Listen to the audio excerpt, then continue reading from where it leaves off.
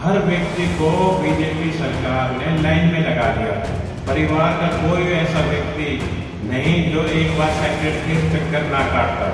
श्री मनोहर लाल को तो इन्होंने इसलिए बदला कि अगर इनके रहते हुए तो बीजेपी आने का कोई मतलब नहीं है।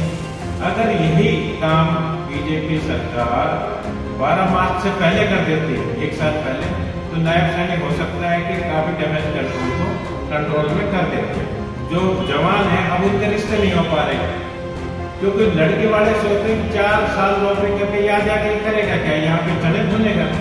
इसलिए अग्निवीर का इस विशेषकर कोसली, रेवाड़ी, पश्चिमी हरियाणा को बहुत ज्यादा नुकसान हुआ है। सरकार को इस विषय में सोचना चाहिए। जहाँ तक चुनाव की बात है, कांग्रेस बनाम आदर्श चुनाव है।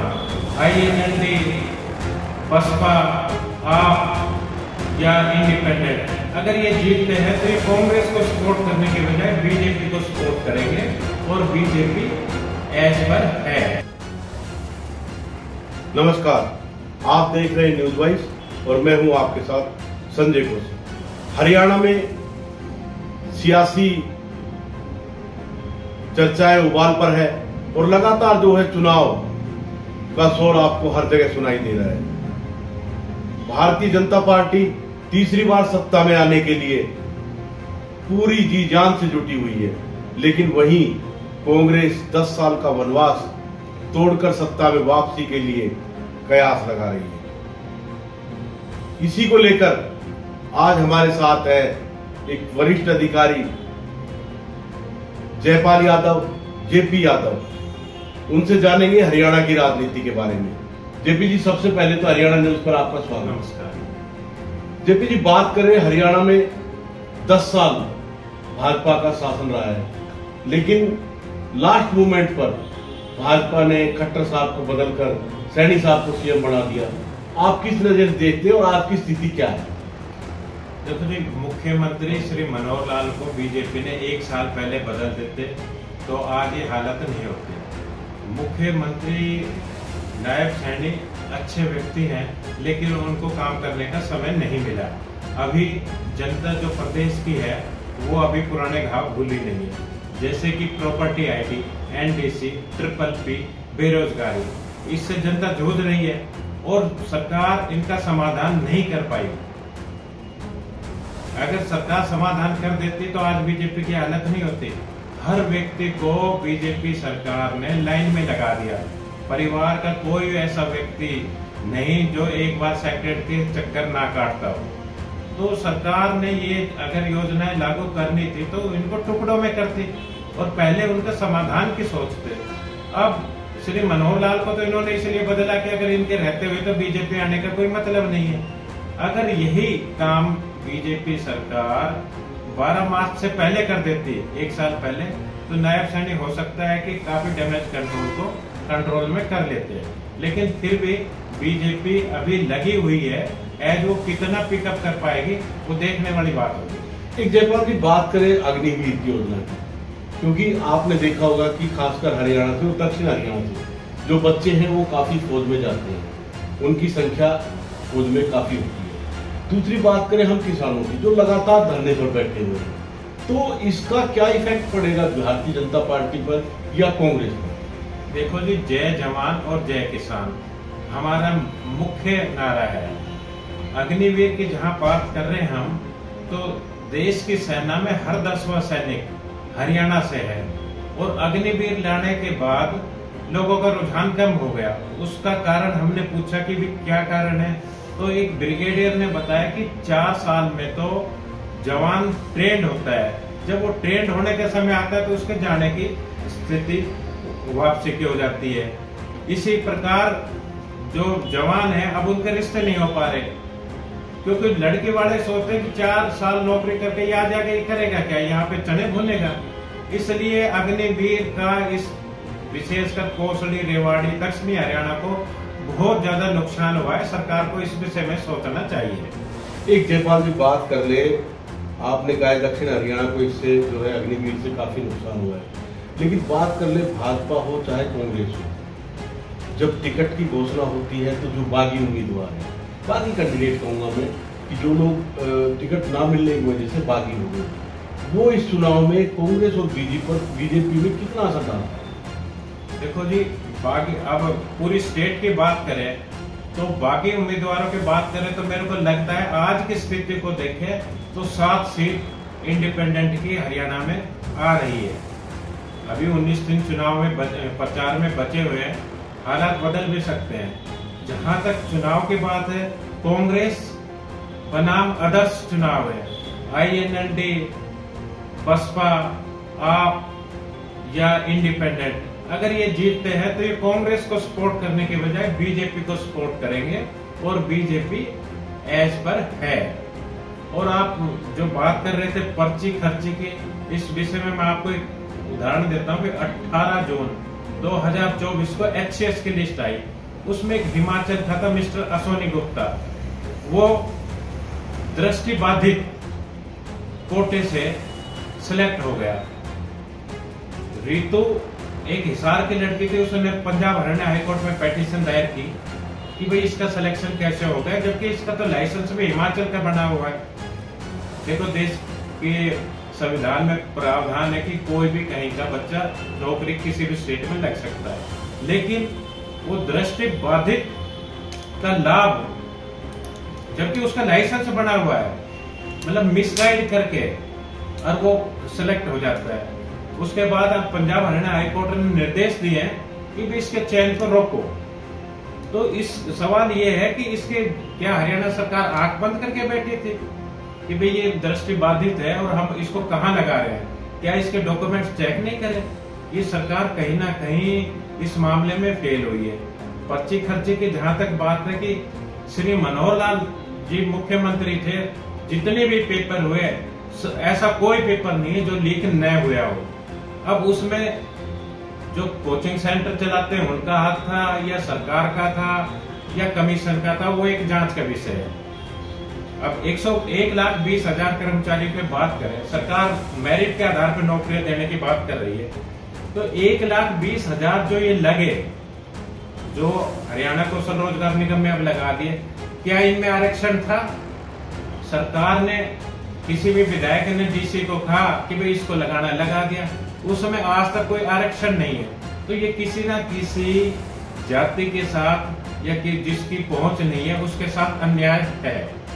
रही ये मेडिकल कॉलेज खोलने की बात कर रहे थे कि भाई हर जिले में हम मेडिकल कॉलेज खोलेंगे। मैं आपको बता दूं कि 1993 में रोहतक ही एक हमारा स्टेट में जहां 110 मेडिकल MBBS की सीटें होती थी और 10,000 रुपए में MBBS हो जाती थी, साल की 10,000 रुपए फीस थी।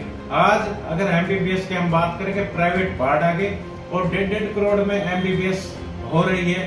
तो मैं बीच में रोकूंगा जयपाल जी की जो बात कर रहे हैं आप रोहतक की PGI की, वहां भी जो है खट्टर साहब ने जो है हट दरमिदा की, उनके विधायक और मंत्री थे वो लगातार उन पे दबाव बनाया कि जो फीस है इसको खत्म कर दी जाए, जो 40-50 लाख का बॉन्ड उन्होंने 40 लाख का कर दिया था, इसको खत्म कर दिया जाए। लेकिन खट्टर साहब नहीं माने और आज वहाँ जो है बच्चे मजबूरी में जाते भी हैं और वो जो बॉन्ड भी भरते हैं और फीस भी देते हैं। देखो, खट्टर साहब जिद्दी व्यक्ति थे, उन्होंने मुख्यमंत्री को सोचना चाहिए जनहित में, पब्लिक को सुविधा कैसे मिले, पब्लिक टेंशन फ्री कैसे रहे।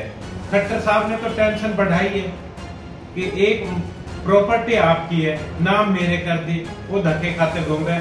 मेरी एक समझ में नहीं आ रहा, जब रेवेन्यू रिकॉर्ड में मालिक A है और प्रॉपर्टी ID में B बना रहे हैं, तो ये इसका क्या उद्देश्य था? इन्होंने सिर्फ एक यासी कंपनी थी, कमल गुप्ता, और इसके लिए कविता जैन दोषी है। उस यासी कंपनी को बगैर जो गलत सर्वे किया उसकी इन्होंने पेमेंट कैसे कर दी? सरकार का चेक क्यों नहीं था? इसके लिए अधिकारी प्लस राजनेता लोग दोषी है और ये एक बहुत बड़ा घोटाला है, ये जांच का विषय है। एक बात कर ले कांग्रेस की। कांग्रेस में आपने देखा होगा कि कांग्रेस में भी गुटबाजी है और ये जग जाएगा। बात हुड्डा की करें तो कहीं ना कहीं जो है हुड्डा साहब की, अगर हम बात करें जो सेंटर जो उनकी कांग्रेस की लोग हैं, चाहे वो राहुल गांधी हैं, सोनिया गांधी, वहाँ अच्छी ज्यादा उनकी मानी भी जाती है और चलती भी है, क्योंकि अभी जैसे उम्मीदवारों की घोषणा हुई तो हुड्डा साहब के उम्मीदवार ज्यादा नजर आ रहे हैं। अभी बात करें हम शैलजा, रणदीप सुरजेवाला, तो और इधर कैप्टन अजय सिंह यादव, तो आपको क्या लगता है कि इस गुटबाजी का नुकसान होगा या फायदा होगा? देखो, गुटबाजी तो कहीं पर भी हो, उसका हमेशा नुकसान ही होता है। भूपेंद्र सिंह हुड्डा ने अपनी चलाई ताकि उसके समर्थक ज्यादा से ज्यादा जीतेंगे तो तेरा चीफ मिनिस्टर में नंबर 1 पे रहेगा। अगर विरोधी गुट के जीत गए तो वो फिर अपोजिशन करेंगे। मैं आपको इससे पहले भूपेंद्र हुड्डा से पहले चौधरी भजन लाल सीएम थे हरियाणा के। तो चौधरी भजन लाल को जब हटाया तो उनके पास एक आपका वरिष्ठ लीडर का फोन आया कि भजन लाल जी, हुड्डा तो सीएम बनेगा और आपको हम गवर्नर बना देते हैं। तो उस भजन लाल ने, हम कमरे में खड़े हुए थे, भजन लाल का स्पष्ट निर्देश, मतलब ये बात थी, उन्होंने कहा कि देखो, गवर्नर वो बनता है जो अपनी गाड़ी में तेल नहीं डलवा सकता। भजन लाल अभी सक्षम है, उसके पराक्रम थके नहीं है, वो घर बैठना पसंद करेगा, नहीं कि गवर्नर बनना। आपने देखा होगा कि इस गुटबाजी के चलते हुए किरण चौधरी की टिकट काट दी गई और किरण चौधरी ने पार्टी को अलविदा भी कह दिया। तो आप अगर बात करें महेंद्रगढ़ और जो उनका हल्का है, उसमें किरण चौधरी और श्रुति चौधरी का कितना आप मानते हैं कि जनाधार है? देखो, तोशाम सीट है, उस पे चौधरी बंसीलाल का शुरू से वर्चस्व रहा है और उसके जो उत्तराधिकारी रही है किरण रही है, किरण ने भी राजनीति को संभाला है और दिल्ली विधानसभा की वो डिप्टी स्पीकर भी रही है और कई बार यहाँ की विधायक भी रह चुकी है, उनकी बेटी भी सांसद रह चुकी है। और बंसीलाल जब सीएम थे हरियाणा के तो उन्होंने काम भी किया। बंसीलाल ने भिवानी की अगर हालत नहीं सुधारते तो भिवानी इतना बड़ा शहर नहीं बन सकता था। उन्होंने रेलवे में अच्छा काम किया। विशेषकर मैं दक्षिणी हरियाणा की भी बात जोड़ देता हूँ, यहाँ पे जवाहरलाल नेहरू उत्थान सिंचाई योजना लाए जिससे कि आज रेवाड़ी को पीने का पानी मिल रहा है। अदरवाइज तो इस बारे में हमारे नेताओं ने सोचा ही नहीं। SYL की बात करें, रावी व्यास का हमें 8.5 मिलियन एकड़ फुट पानी मिलना था। दक्षिणी हरियाणा के लीडर बस बयानबाजी करते रहे, आज तक SYL का पानी लेने में ये नाकाम रहे। ये समान विकास की बात कर रहे। तो पहले जो राजनीतिक घराने हैं यहाँ के, जो दौर है हमेशा, उनसे पूछे जनता कि भाई बताओ SYL के पानी का क्या रहा। आज तक उन पर जो व्यक्ति, जो प्रतिनिधि 40 साल में कुछ नहीं कर पाए तो वो अब क्या 5 साल में कुछ कर पाएंगे? ऐसा मेरे को नहीं लगता। यहाँ की जनता को ये बेवकूफ बनाते रहेंगे और यूं ही राज करते रहेंगे। इसके प्रति वोटर को समझना होगा। एक मेरा ये भी निवेदन है वोटरों से, मतदाताओं से, कि वो अधिक से अधिक मतदान करें, तभी आपकी बात सुनी जाएगी। अगर आप मतदान नहीं करोगे तो आपकी बात कोई नहीं सुनेगा। आपको जो भी कैंडिडेट अच्छा लगे उसकी, मैं ये कहता हूँ, मतदान, उसके हक में मतदान करें, चाहे वो किसी भी पार्टी का हो, कोई भी हो, जो आपकी आवाज को रख सके ढंग से और इस क्षेत्र का विकास कर सके, उसके बारे में सोचे। एक आखिरी सवाल मेरा अपना देवी जी, कि जिस तरह से चुनाव उफान पर आ रहा है, उस तरह लगातार देखा जा रहा है कि जितने भी राजनीतिज्ञ हैं उनकी जो भाषा है वो अमर्यादित होती जा रही है। तो क्या ये एक राजनीति एक अलग चीज है, लेकिन मर्यादित बातें करना या मर्यादा में रह के बोलना क्या उचित नहीं है? देखो, जो ये राजनेता लोग शब्द बाण छोड़ रहे हैं, ये अपनी मर्यादा को भूल चुके हैं। हमारे कार्यवाहक मुख्यमंत्री श्री नायब सैनी ने पिछले दिनों बयान दिया कि अब की 8 तारीख के बाद वो चूड़ी टाइट कर देंगे, चिंगाड़े मारेंगे। इसी तरह जो पूर्व विधायक है नैना चौटाला, उसने बयान दिया कि काला सांप सांड। तो ये मर्यादित भाषा नहीं है राजनीति की, लेकिन हमारे नेता लोग अपने स्वार्थ के लिए किसी पर भी कोई भी टिप्पणी कर सकते हैं। तो हमें राजनेताओं के प्रति जो ऐसी टिप्पणी कर रहा है उनके बारे में सोचना होगा। एक जेपी जी, मैं चलते चलते कि कांग्रेस लगातार जो है, अब कांग्रेस के जो उम्मीदवार है वो भी संविधान की कॉपी हाथ में लेने लगे। जिस तरह लोकसभा में आपने देखा कि अगर भाजपा आती है संविधान खतरे में, इसको आप कितना सही मानते हैं? देखो, संविधान से कोई भी आ जाए, कोई पार्टी आ जाए, संविधान कोई खतरे में नहीं है। ये तो सब एक चुनावी स्टंट है। संविधान जो बन गया उसके अनुसार देश चल रहा है। जिस दिन संविधान नहीं होगा तो उस दिन तो कानून व्यवस्था कुछ रहेगी नहीं। संविधान के अनुसार अभी जो हरियाणा सरकार में अभी जो भंग करनी पड़ी वो संविधान के तहत करनी पड़ी। अदरवाइज कोई नहीं चाहता था कि भी संविधान ये अपनी विधानसभा भंग हो जाए, लेकिन नायब सैनिक मजबूर था। 13 तारीख तक उनका कार्यकाल था, या तो सेशन बुलाते, सेशन नहीं बुलाया तो भंग करनी थी। और इस समय हरियाणा में कार्यवाहक सीएम है नायब सैनिक, और सरकार डिजोल्व हो चुकी है।